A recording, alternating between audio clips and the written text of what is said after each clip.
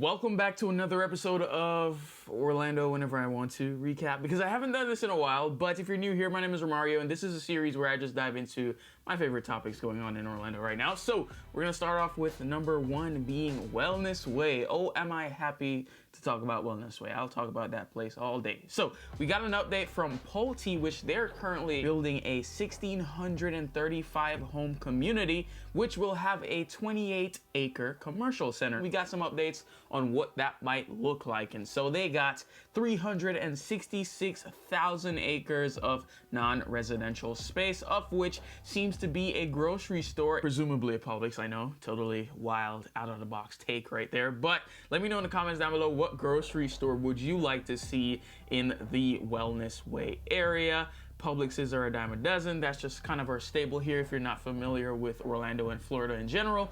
But Costco is up and building. I was about to say up and running, but I'd be lying. So up and building in the Clermont area. So that's pretty exciting for everyone. And it's going to be something that you can take advantage of. But continuing with the commercial center, plans also show 5 retail/restaurant buildings, a 2-story office building, 165,000 square feet spread across 9 different buildings, and 2 additional lots for future development up to 100,000 square feet of non-residential use. Let me know, is this exciting to you? I think things are starting to definitely truck along in the Wellness Way area. If you are looking to take advantage and buy a home in an area I feel like I've been talking about forever, you do have an opportunity right now with Wellness Ridge by Lennar. At first glance, what I really like about this neighborhood are the amenities. You have a lot of amenities here, from basketball courts to tennis courts to pickleball courts, which I'm gonna talk about that in a second, how that's like taking over Orlando. You got Tot Lot here, you got pool,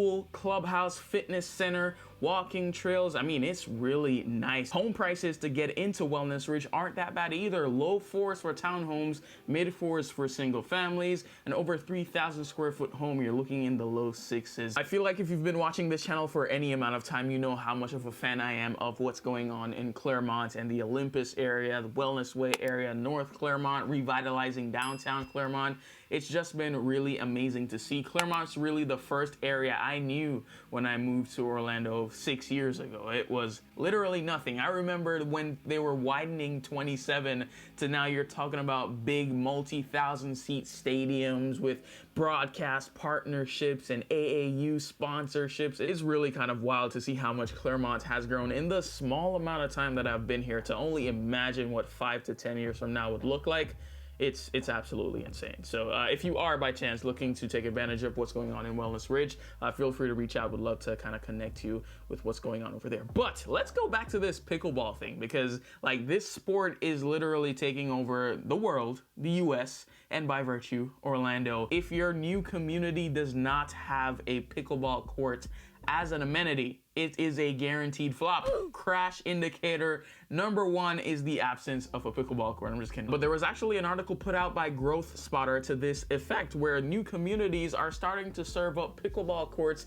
because they're noticing the popularity of the sport. For example, in Windermere, what's dubbed to be their last new construction community, which is Palms at Windermere by Dreamfinders, they're gonna have a pickleball court as an amenity. You got DR Horton adding one to Serenoa. You got Del Webb with Horizon West. They're gonna have pickleball courts. Mineola's gonna have pickleball courts, and we just talked about Lennar with their community in Wellness Ridge having pickleball courts as well. Even over in Winter Springs, they're looking to build a 14-court pickleball complex to hopefully drive revenue from hosting tournaments and eyeballs to that area. Winter Garden recently repurposed tennis courts into pickleball courts. Clermont's looking to do the same thing. This is really becoming like a craze. Orlando even has their own official pickleball team, the Orlando Squeeze. How could I forget?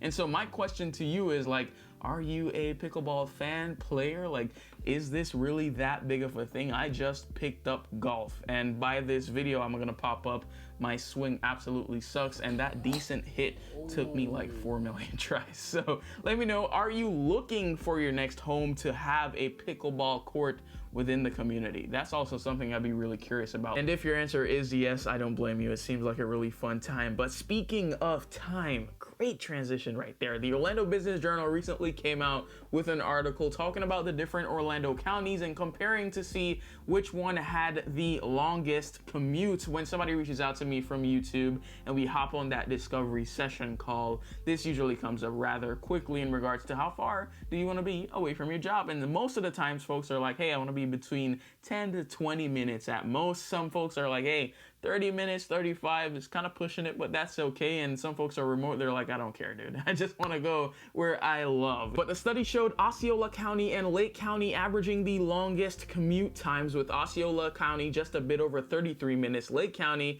a bit over 29 minutes. I'm curious, are you surprised by this? I am certainly not. I think this is kind of a given. Osceola County, if you want to think of the cities, it's going to be Kissimmee, St. Cloud, Poinciana.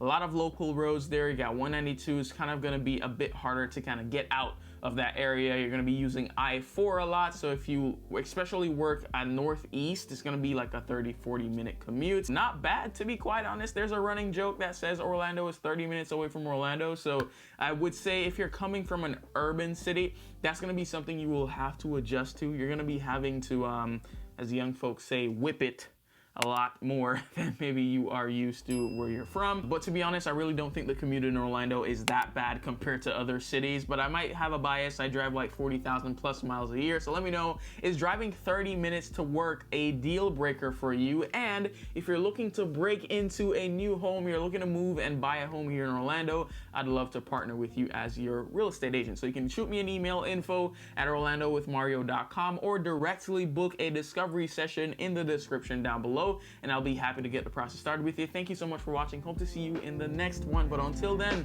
you stay safe.